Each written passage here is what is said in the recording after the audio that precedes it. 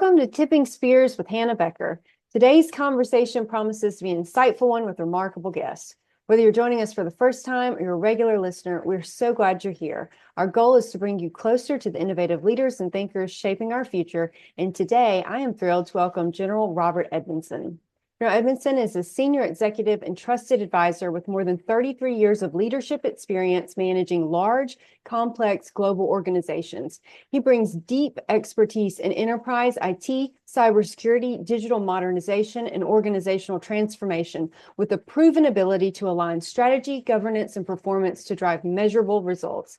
In his final assignment, he served as commanding general of the U.S. Army Communications Electronics Command, where he led a global IT enterprise of more than 9,000 personnel across 56 U.S. locations and 20 international sites. In this role, he exercised fiduciary oversight of a $3.1 billion portfolio, performing DoD and interagency network sustainment operations and foreign military sales.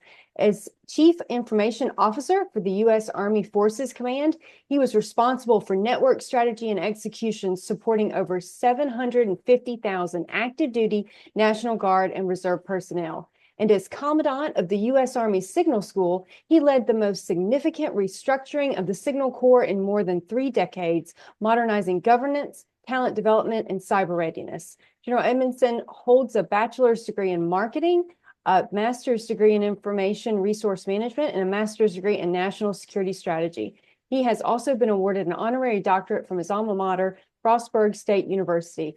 His military awards and decorations include the Distinguished Service Medal, Legion of Merit, Bronze Star Medal, Combat Action Badge, Expert Infantryman Badge, Ranger Tab, Master Parachutist Badge, Pathfinder Badge, and Air Assault Badge. Well, welcome to Tipping Spears, General Edmonson. Thank you. Thank you, Hannah. Thank you for having me. It's a pleasure to be with you. Can you start us off today by telling us where your story begins? Oh, my goodness. So my story begins long, long ago in a distant land. My story actually begins in Germany. I was adopted by my mother and father in Germany. And just to set the stage here, my mother was a young child during World War II in Vienna, Austria. My father was raised in Tennessee in the segregated South. And so if you could only imagine the stories that I may have heard as a child growing up, as an only child growing up, which meant that, I heard all the stories and the focus was on me for much of my younger years. My father retired from the Army.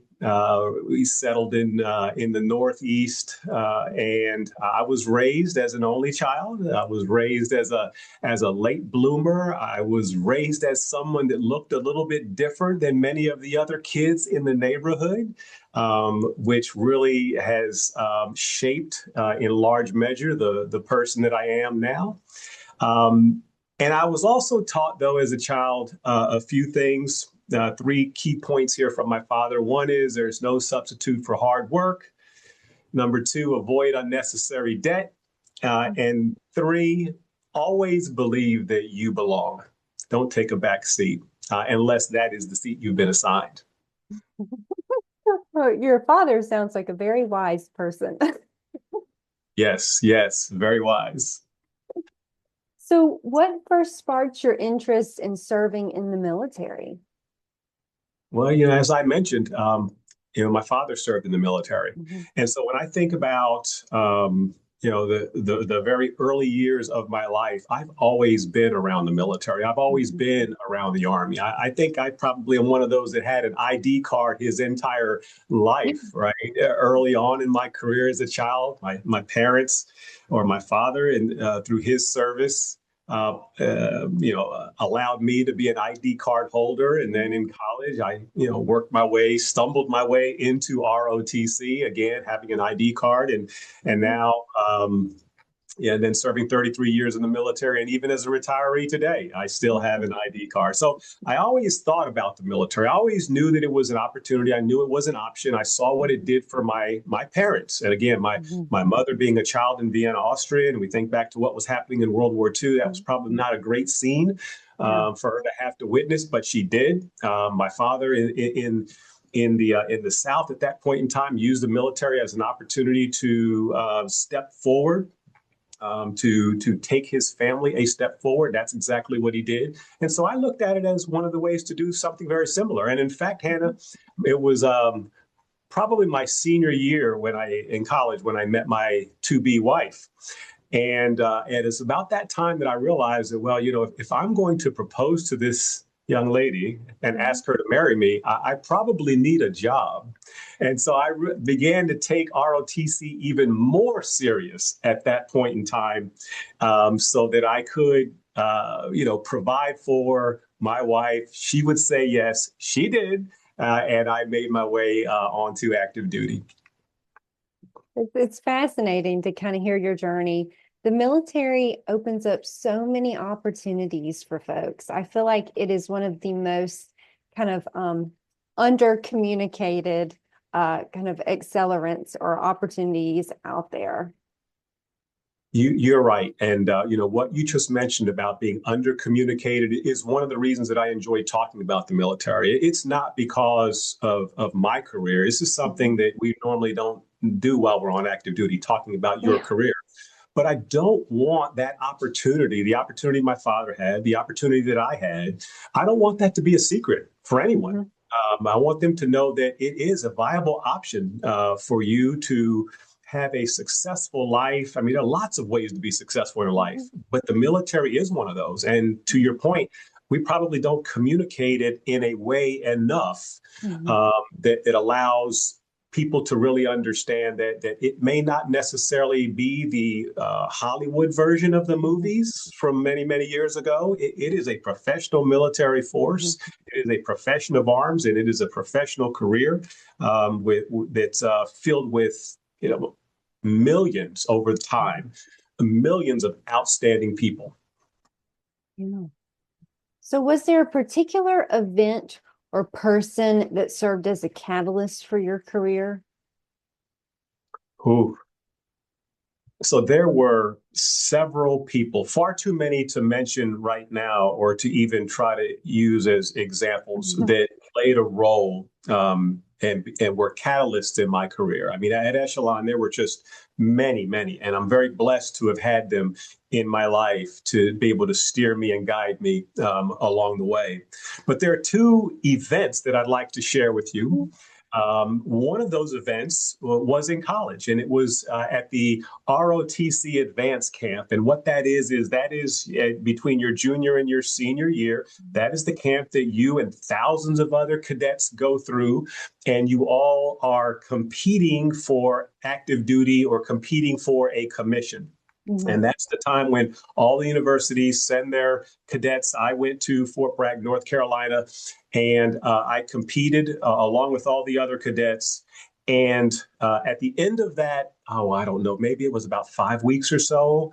I know it was in the month of July. It was really, really warm. At the end of that 5 or so week period, we were all scored. We were all evaluated. We were evaluated for our mental, physical, and emotional leadership potential. And to my surprise, I left that camp with a top score, one of the top scores, a 5 out of 5, if you will. And that was a surprise to me. But not only was it a surprise to me, but it was also a surprise to my instructors back at the university, because I was not that cadet early on that they would have been able to foreshadow coming back from camp with a top score. In fact, I was the only cadet from my university that year to come back with a top score. And I think that had much to do with the motivation, again, of wanting to be able to ask for my wife's hand in marriage, and I would need a job. And everything just kind of lined up. So I left camp with a top score, which really did surprise me. It did. And the second example that was also a surprise was I was on active duty. I attended the United States Army Ranger School as an infantry officer. I know we'll talk a little bit about that. It was about 60 to 65 days, 4 phases of stress each and every day. There was your your Fort Benning phase, your mountain phase, your Florida phase, and back then we even had the desert phase. I believe I lost about 36 pounds in that school. Because that school focuses in on leadership and leadership under stressful conditions. And so when you have a little less sleep and you have a little less to eat, now you're being asked to lead people. And that's a much different task than asking someone to lead when the people that they're leading have had 8 hours of sleep, 3 meals a day continuously. Regardless, I finished that course with the highest peer evaluation from my fellow Ranger students, which was very, very humbling. And I graduated that course as an honor graduate. And so, as a kid from New Jersey, not raised in the woods, who stumbled his way into ROTC, didn't really take it that serious until the last minute, to think that at the end of Ranger training, and I hadn't arrived at my first unit yet, so I was still being developed, that my peers would think very highly of me, to peer me at a high level, and then for me to graduate as an honor graduate was the second instance in which I began to realize that maybe I might be pretty good at this. Wow. Oh, it's fascinating to hear how those two events were kind of, defining moments for you on your career journey. They absolutely were. They absolutely were. But I didn't really realize it at the time. Yeah, that's how those things work. So I know, every journey has its hurdles. Can you tell us what some of the biggest obstacles were that you faced in your career and how you overcame them?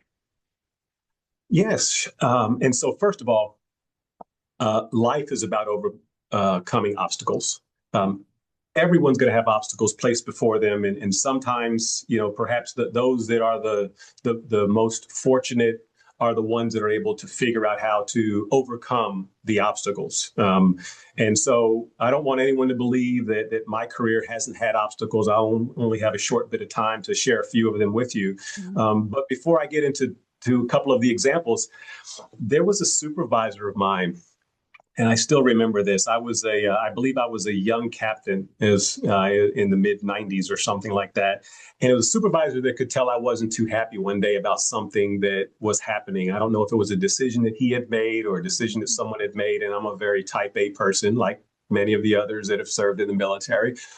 And his comment to me was, if you don't like something, get yourself promoted. Wow. Now let's think about that for a moment. If there's something you don't like, get promoted. Don't complain. Don't quit. Don't walk away. Get yourself promoted. And so what was he really telling me? As I think back, I believe what he was telling me, or what he had recognized, was that I had a little bit of potential. He didn't want me to get frustrated at perhaps the details. And oh, by the way, if you get yourself promoted, you will be in position to fix that problem or something that you believe is a problem, or perhaps even be able to prevent other problems from happening in the first place. So I'll start with that in answering the question about how do you overcome obstacles. And so with that being the case, one of my early obstacles, in fact, was leaving the infantry and becoming signal. I was not happy about leaving the infantry. I was a pretty good infantry officer. I was on a certain course. I believed that I was going to be a great company commander in the infantry. And so when the Army sought to reclassify me into signal, IT, cyber, right? Back then it was called only signal alone. That was the unknown. So you were taking me from the known. I had trained for almost a year. I was, proficient at a number of different tasks.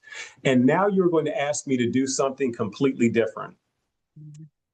I recall coming home and mentioning that to my wife, and I told her that I wasn't too happy about that, and that perhaps I was going to, submit paperwork to become special forces and just to find a way out of signal. And my wife said to me, "What's signal?" And I said, "Well, I don't know. I'm not exactly sure. I think it deals with radios and satellites and that sort of business." And her comment to me was, "I think that's a good idea."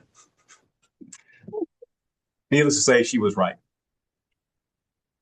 Another example that I'd like to share with you about overcoming obstacles has to do with large scale organizational change. And I think we're going to talk a little bit about that in a bit, but there's no doubt that in implementing change at the highest level or at the enterprise level, it absolutely requires you to see the problem clearly, to articulate the problem to others very, very clearly.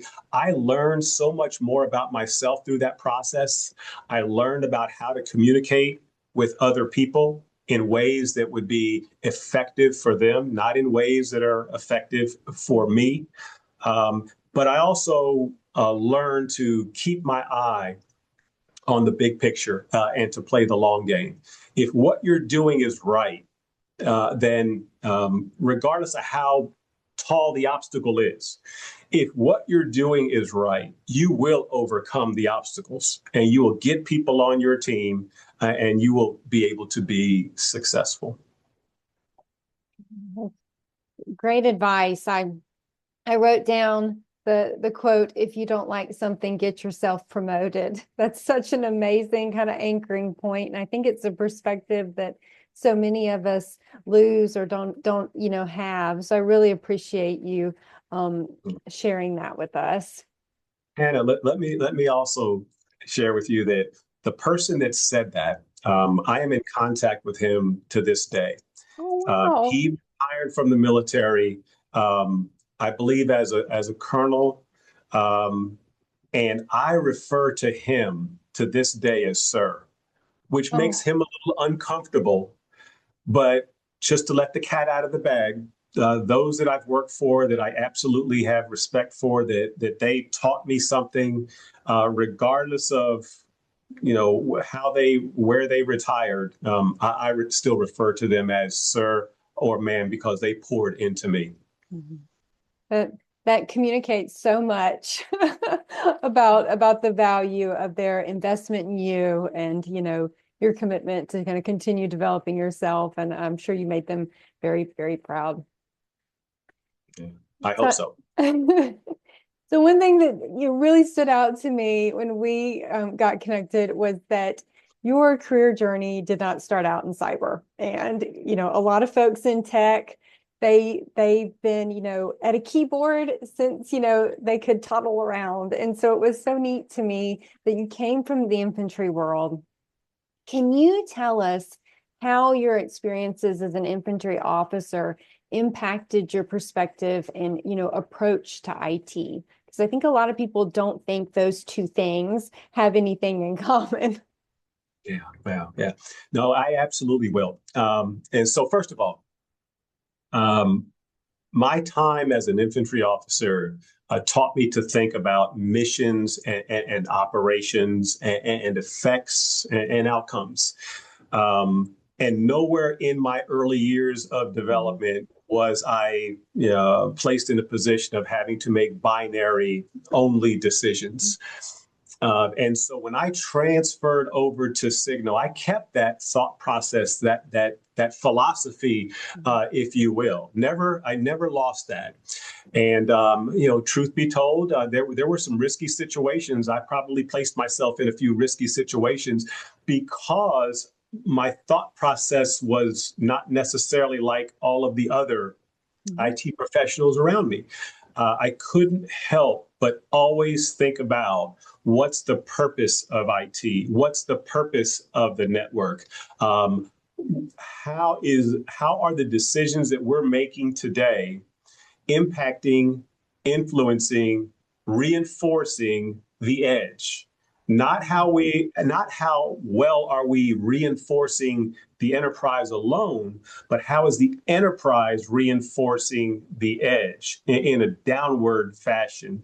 And so the fact that I've always been raised to consider priorities, objectives, main and supporting efforts, and that is something that I have always had in the back of my mind and in the forefront, quite frankly, when it comes to how to think about information technology.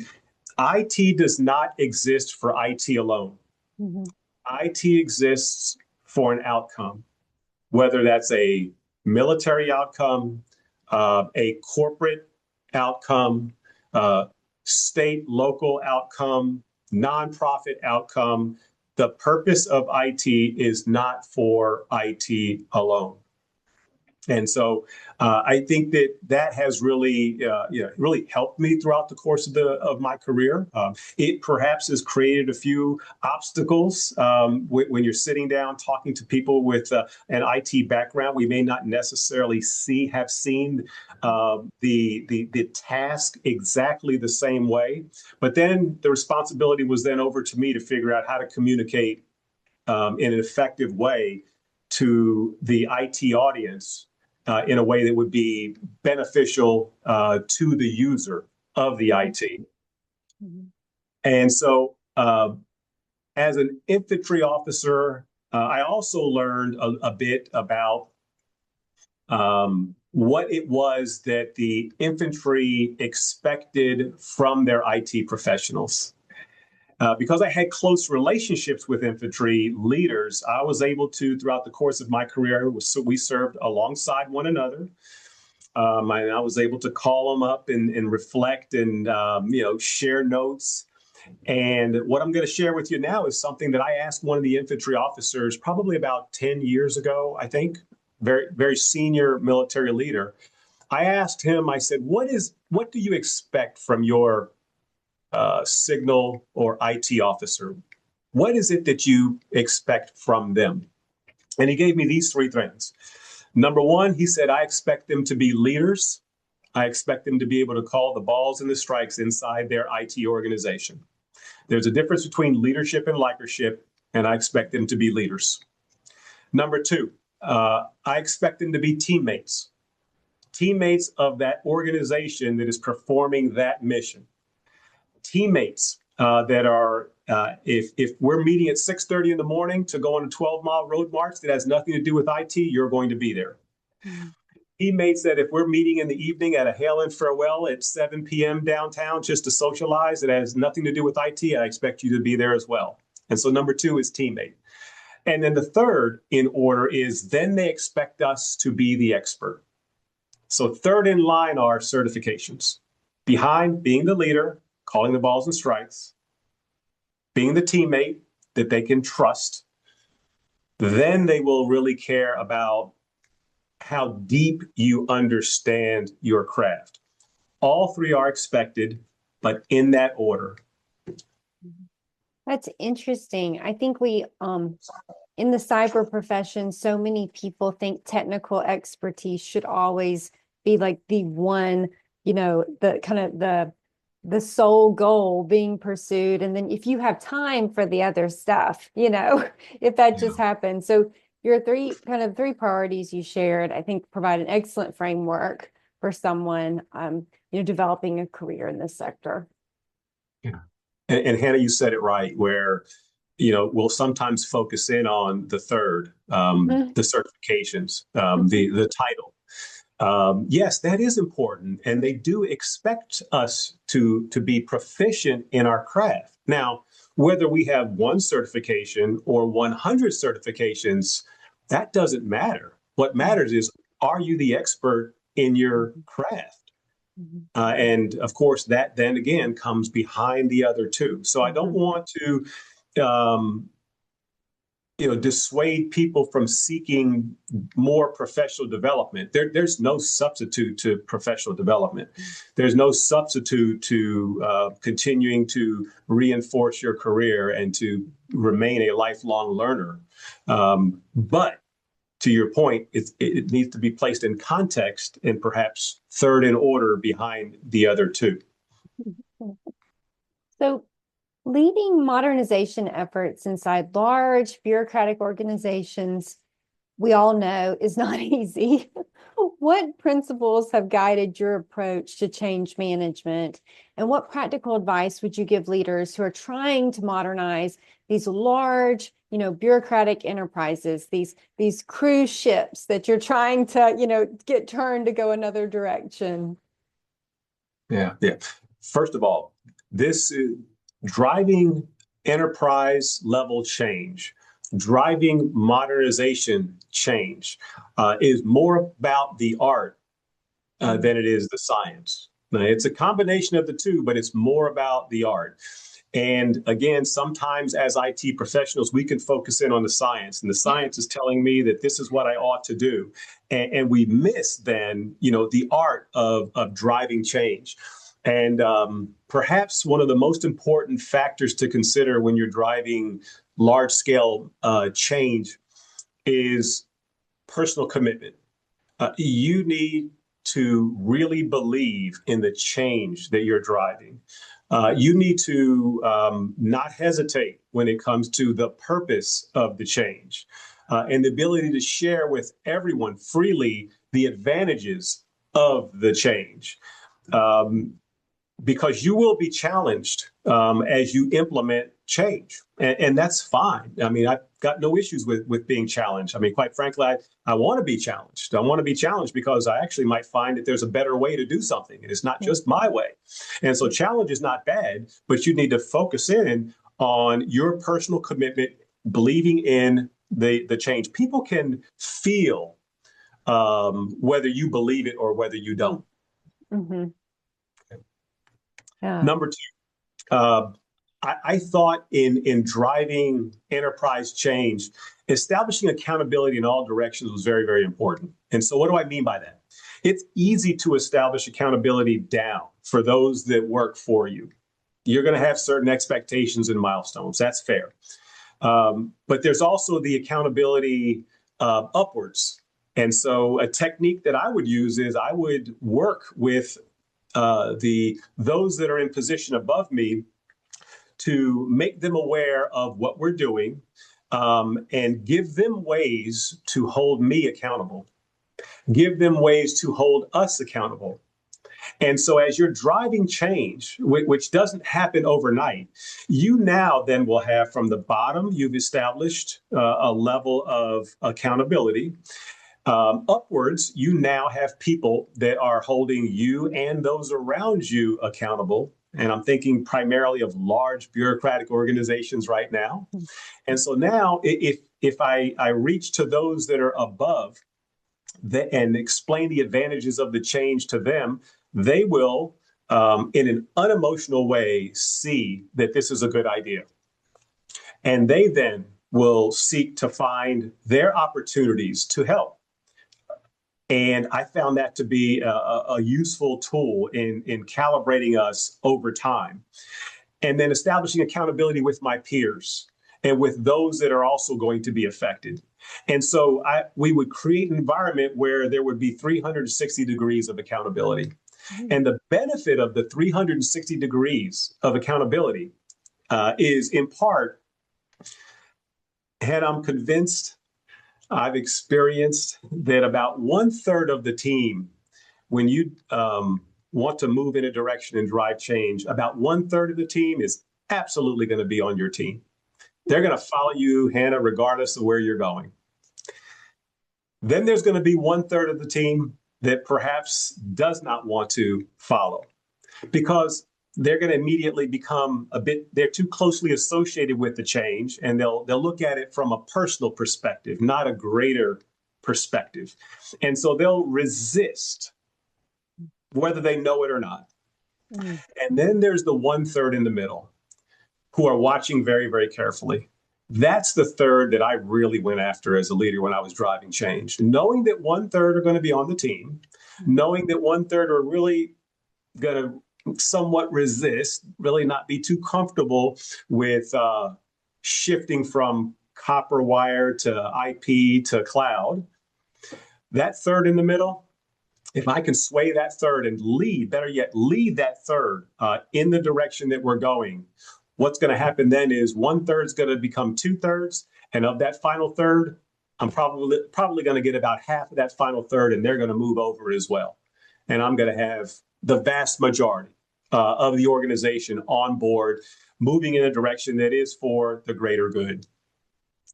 And I do believe that as a component of this, it creates shared understanding, and then a shared opportunity for us to all be successful together. It's not about me at all. I really wanted to make sure that people understood it was about them. And I hoped it was some of the change that I had an opportunity to be a part of. I hope that the Army and the Signal Regiment is better today than they otherwise would have been had we not made those tough decisions that we needed to make a few years ago.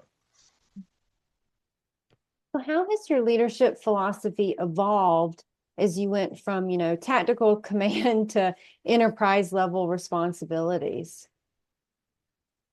So this is a really good question. My philosophy has largely remained the same, but what has really changed is my ability to communicate, my ability to learn to communicate my philosophy to different audiences, and then for me to become transparent in ways that I probably was not as a more junior leader. And so I learned in terms of communicating, I learned a lot about asking the right question, wanting to ask the right question for the right reason. I can help you, help me, help the organization if I'm asking the right question. And then with regard to transparency, there were a couple of frameworks that I learned over the years and I really leveraged for probably 25 of my 33 years. And one of the frameworks that I used probably from the time that I was a captain up to lieutenant colonel was standards, discipline, and accountability. And I would lay out for everyone what the standards are. 99% of them are driven by the United States Army, and perhaps 1% is something that I need to tailor to my organization. But, for everyone to understand what the standards are. And then the discipline is taking the time to teach them the standard. And then the accountability is rewarding good behavior, positive behavior, and also holding people accountable if they fail to meet the standards. And so I try to keep it pretty simple. And so I did that for a number of years. And then at about the colonel level, so I don't know, maybe we're coming up on 10 years now, 10 to 12 years ago, began to use a framework that followed resources, priorities, and climate. And so at the lieutenant colonel level, maybe it's about 20 years of service. When I had lieutenant colonels that worked for me, I asked them, I said, if I was able to give you the resources that you need and the priorities were clear and you had a healthy climate, what else do you need from me? And they all sat there in silence. And as a former lieutenant colonel, as a former battalion commander, I realized that, okay, if you gave me the resources and they were aligned with the priorities and we had a healthy climate, then I could do pretty well by taking care of my battalion. And the battalion would have what they need. And so that was a philosophy or a framework rather, that I kept for the rest of my career. And if I could focus in on aligning the resources and the priorities and never forgetting that I owe the institution a healthy workplace environment, a healthy climate, then great things happen. Those subordinate leaders, great things happen inside the organizations when you can do that as a more senior leader. So your final assignment with the U.S. Army was as commanding general of a global IT enterprise. What does it take to lead IT operations, at that scale? And then how does leadership change when the mission depends on systems that never stop? So 365, 24/7, never stops. So I'm going to take your last question first. I over-communicated the importance of communications electronics command to my workforce. I worked really hard because one of the things that I'm not that good at is telling stories.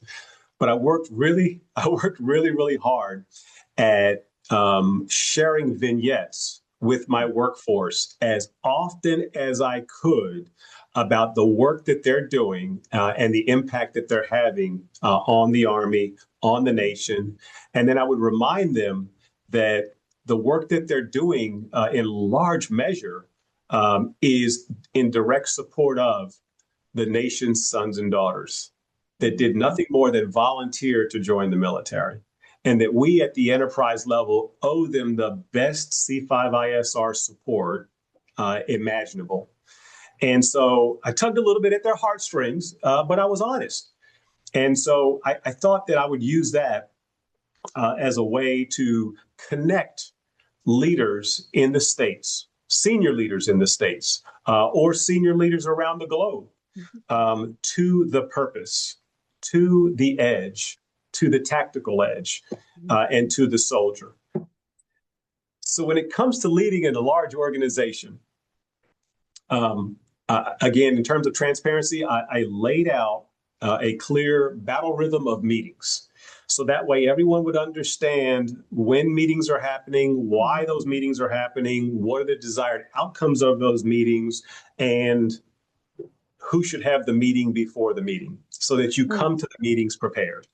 What we don't want to do is come into the someone else's meeting with your problems. Unless you've already thought about them and tried to solve them and now you can't, then those are absolutely the problems that you ought to bring in. But I would establish a battle rhythm. I would expect those primary attendees to be there because that's an opportunity for me to speak to all of them that are around the globe. So I would arrange the meeting at a time that is as convenient as possible when you think about a global operation. I mean, there are people in Hawaii, Korea, Alaska, Southwest Asia, Europe, obviously North America. And so we were everywhere. But we would do our best to find a time that would meet everyone's expectation.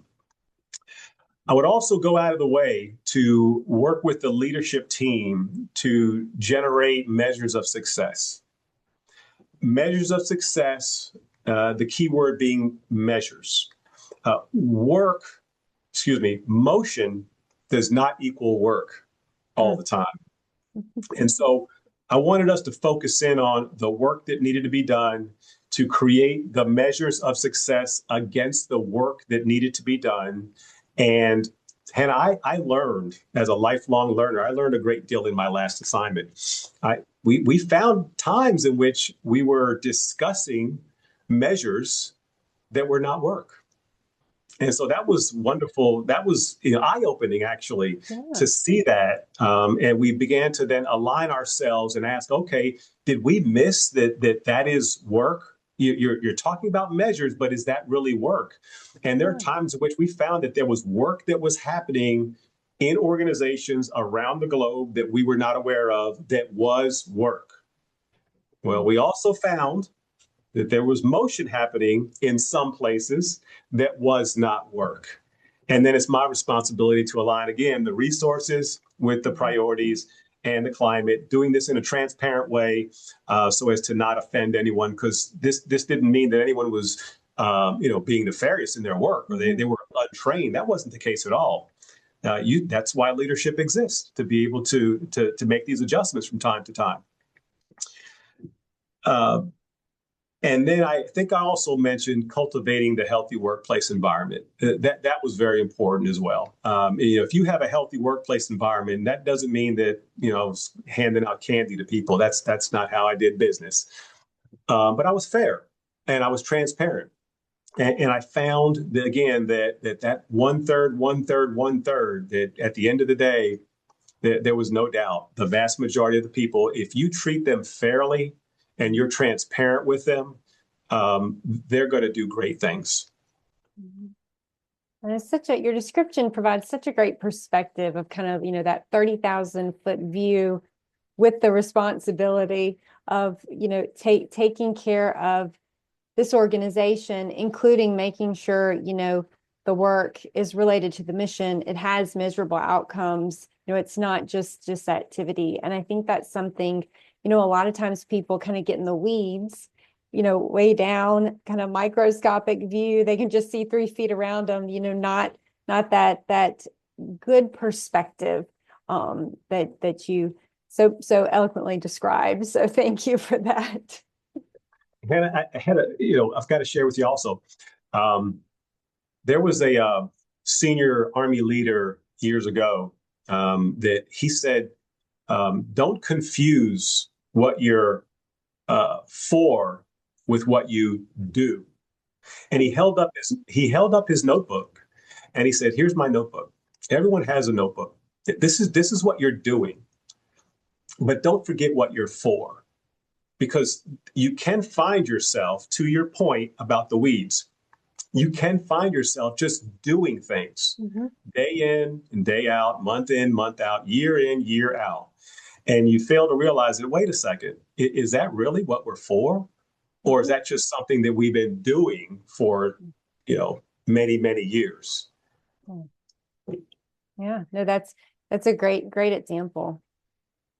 So I know cybersecurity isn't all technical. There's a people component to it too, even though a lot of folks don't think about that when they think about cyber. They just kind of think, firewalls and someone in the IT department making things happen. But can you share your thoughts on the role that people play in terms of achieving cyber outcomes? Yeah, sure.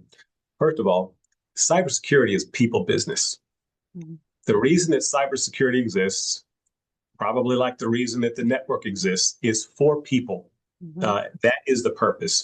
And so when we think about cybersecurity, we can't just think of the ones and zeros. We can't just think of someone that's in a back room. Hopefully, they're not in a back room alone, making decisions all by themselves, because then we're not really thinking about what's most important. And what's most important is the people.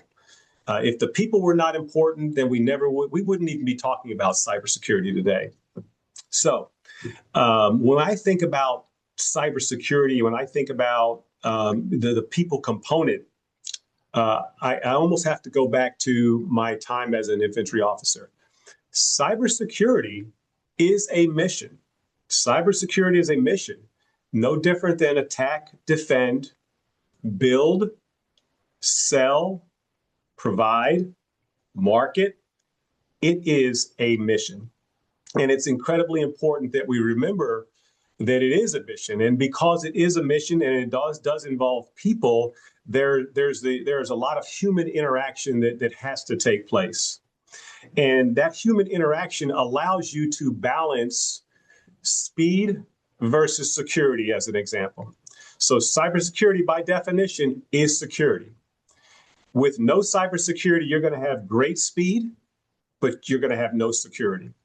And the flip side of that is, with absolute security, you're going to come to a screeching halt in terms of your operation.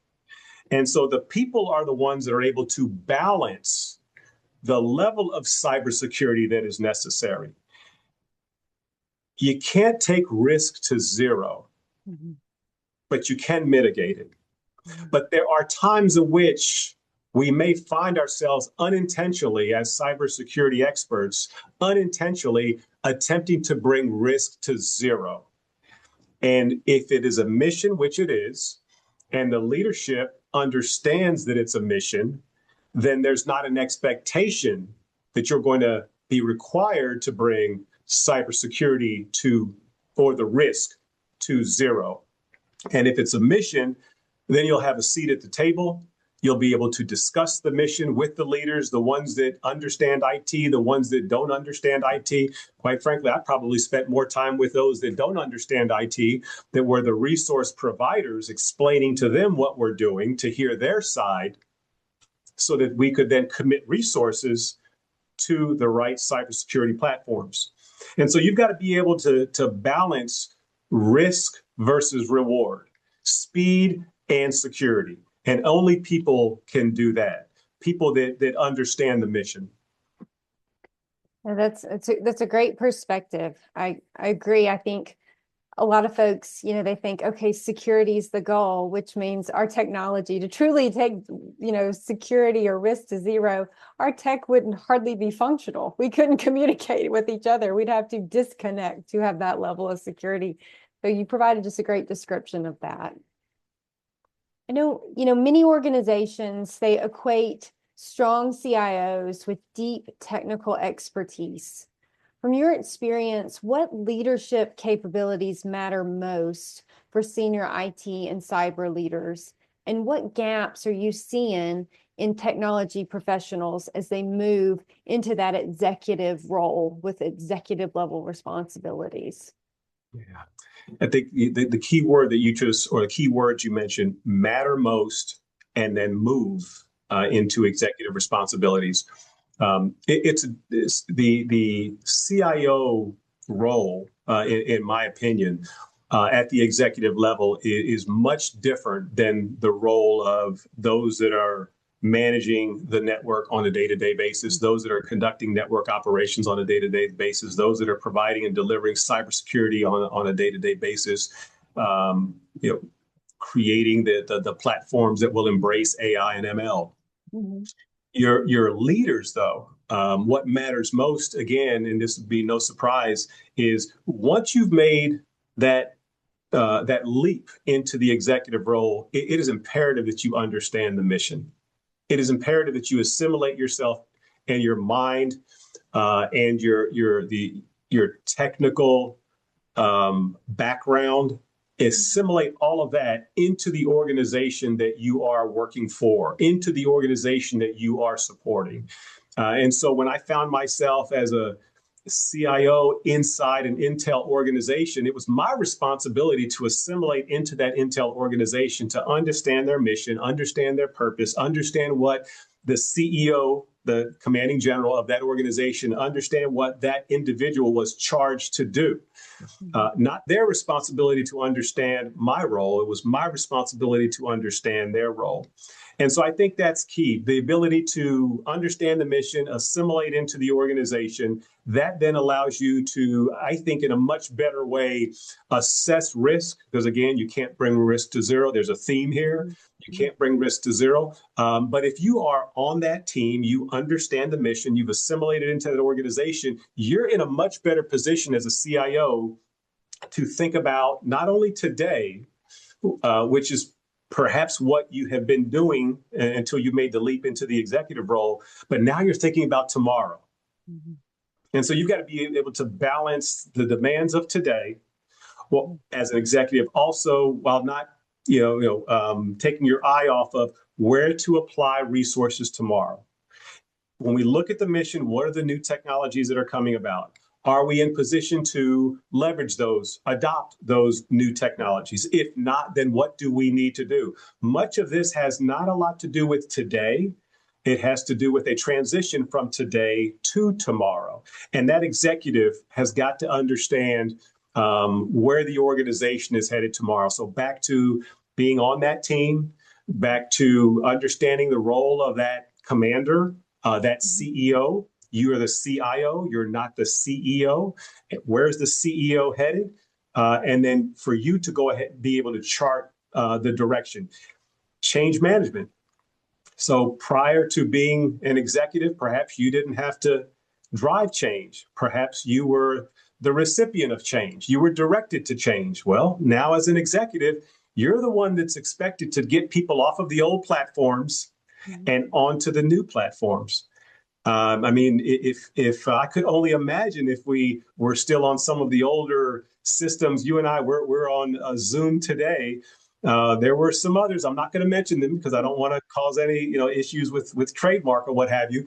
But your CIOs have to be able to figure out how to get off of the old systems in a near seamless way. I don't like the word seamless. I had a boss mentioned to me once upon a time that there's not much that's seamless. A CEO type boss mentioned that there's not much that is seamless. You can get close, but it's not seamless. But it's your aim to do the best that you can do to transfer and transition away from old systems onto the new systems. As an executive, you are now directly responsible for understanding the art. The science may have gotten you to the interview, and now that you're hired, you've got to understand the art. And so you've got to blend the art and the science of information technology. Well, I appreciate your kind of the theme with balance, because I think in this profession, a lot of folks, they approach it with a very, binary ones and zeros mindset. They're very Boolean in their thinking, if this, then that. And you've provided us so many great examples of how, sometimes tech success is not always, 1 + 1 = 2. There's so many more factors. And as a leader in this profession, you've got to be able to survey the realities of kind of the battle space that includes more than just ones and zeros, and understand how this can be implemented and adopted. So I think that's an excellent perspective that's just all too often overlooked. Yeah.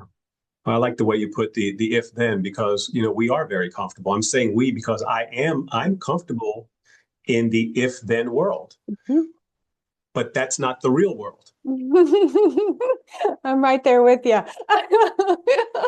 If only, though, General Edmonson. That's right.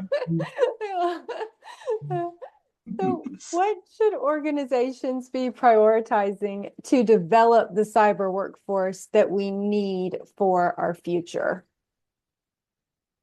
So that's a great point. So, what should organizations be prioritizing as we develop, that cyber workforce? So, 2 points come to mind, and then I'll dig a little bit deeper. One is that you, the organization, are responsible for the development of the workforce, I believe. It is incumbent upon you to place an importance on the development of your cyber workforce, because number two, I seriously doubt that you can hire your way out of a problem. Uh, that may be a short-term fix to hire your way out of a problem, but perhaps you probably just hired your way out of a symptom. You didn't hire your way out of the problem. And so when you make an investment and you, for example, formalize the professional development process for your organization, and it's not very difficult to do that. I mean, one thing that you could do is to, detail some of your cyber experts, different places in the organization. And that's just one easy way to begin to develop your cyber workforce. I mean, imagine for just a moment if we were to take a cyber security expert and detail them to a forward-facing side of the company where they are now going to interact with customers. That person, that cybersecurity expert, when they come back to that field, to that office that they work in, they're going to have perhaps a completely different view of risk, reward, speed, security, art, science. And you have now opened that person's eyes potentially to the why do you exist? The why is cybersecurity important? And so I think that the responsibility is first and foremost the organization's responsibility. Don't give it to HR alone. I mean, if you want to hire, fine, go ahead and hire. Help HR, though. I think that it's important. I found that a technique that could be used is, in terms of developing the entire workforce, is to not hire against vacancies alone. And so what do I mean? If a vacancy comes available, if you leave it to our HR professionals, which they are terrific people, they're going to hire against that vacancy. Well, you as the CIO, you know the direction the organization's going. And really, is this a position that we want to hire against, or is this a position that we want to rewrite, that we want to refocus, that we want to change the outcomes? Is this a position, for example, that has listed 10 different certifications that are required? Okay, but if none of those certifications will get you at the outcome that you're looking for, then what did you just do? You just created a little bit of a problem for yourself. So instead, don't blindly hire against those vacancies. Take the vacancies as an opportunity to take a look at what you're doing, how you're doing it, what's the direction that the CEO is going, and should we rehire against that vacancy, or should we rewrite that position to bring in someone that perhaps has a level of expertise that right now we don't have?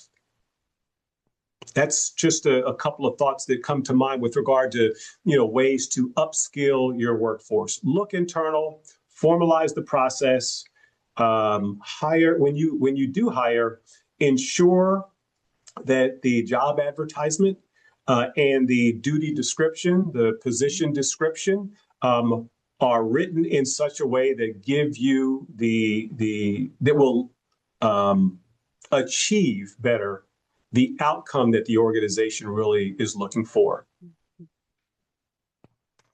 So I know technology, it's always changing, it's always rapidly changing. Nothing really stays, as far as the tech, that rarely stays the same. How do you recommend people stay current on cyber topics? Yeah. Well, number one, and this is not part of the philosophy, but maybe it ought to be. Number one is remain committed to being a lifelong learner. When we're in high school, we want to learn. When we're in college, we want to learn. When we're, wherever we are in our lives early on, we want to learn. But if I stopped learning when I left college, then a cloud is something that's in the sky alone. AI and ML are just four letters, and I might be able to understand a little bit about TCP/IP, but that's about where it would stop. And so I think it's incredibly important to develop yourself over time. Don't only ask the organization to send you to school. You can send yourself to school. I'm one of those that, you listed some of my degrees. I'm a proud night school student that earned a master's degree in information resource management. And so no pain, no gain. Yeah. I had perhaps, it wasn't the best of situations to leave work at 5 o'clock and sit down in class 2 nights a week and perhaps a Saturday and work on your degree, but I was able to do that. And so I think it's incumbent upon us to be able to develop ourselves. There's no shortage of abilities to subscribe, leveraging social media, to subscribe to different podcasts, articles or what have you, to continue to read. I know that that's something that I continue to do to try to really understand where is it that tech is going, where is it that the new generation is beginning to scratch the surface and ask, well, what about quantum, or what about alternate power sources or things like that? I mean, these are things that I wasn't taught earlier in my education, but they are things that I'm absolutely remaining aware of. And back to the responsibility for self-development, I think that's a key component to staying current. So when it comes to emerging technology, I know there's a lot out there. What is on your radar? What new technologies are you tracking, that either present opportunities or threats for our future? Yeah. Well, first and foremost, I just mentioned AI and ML. That is top of mind right now because AI and ML, many experts believe that is where decision dominance will be won. And so whether you are a military organization or a commercial organization, if you are delivering a capability, then deciding faster than your adversary will surely benefit you. And so I'm paying very close attention to that. Paying very close attention to AI and ML in terms of the tactical edge and the ability to get the answers to the tactical edge.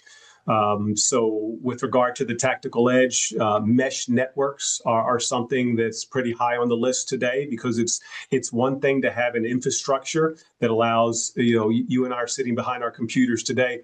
There's an infrastructure that is allowing that to happen. But there's also, the ability for some of our military forces to be expeditionary.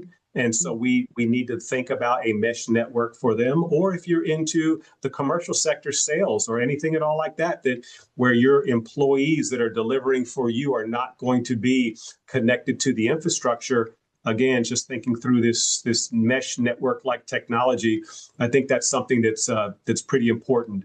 I mentioned quantum computing. And so quantum computing is something that I have heard about. It directly ties to encryption. And so there's a lot of importance that ought to be placed on quantum computing. Banking, New York Stock Exchange as an example, back to the military. If you would like to have your conversations to be private and secure, then quantum is going to get you there. And so I'm very interested in that piece as well. Well, I know you've shared so many nuggets of wisdom today, but do you have any kind of parting thoughts or advice for the next generation of cyber and technology leaders? I absolutely do. So, first of all, develop people, not just solutions. I think we had a chance to talk about that. And so, really, remember the people. As smart as you are, and you are smart, remember that there are a lot of people around you that are counting on you. And so develop them, develop your subordinates, develop someone to come in behind you, number one. Number two, stay curious. Stay curious not only about information technology and cybersecurity, but stay curious about what else is happening in the world. In other words, stay curious about those that you might support in the future. Their missions could, again, be sales, could be in the defense sector, could be, thousands of different places. So stay curious about how they're doing business. And then the last piece here is get comfortable making decisions without perfect information. I'm going to say that twice. Get comfortable making decisions without perfect information. I think that back to Hannah, when you mentioned if then, we're very good at if then. Mm-hmm. If then requires just about perfect information. It does.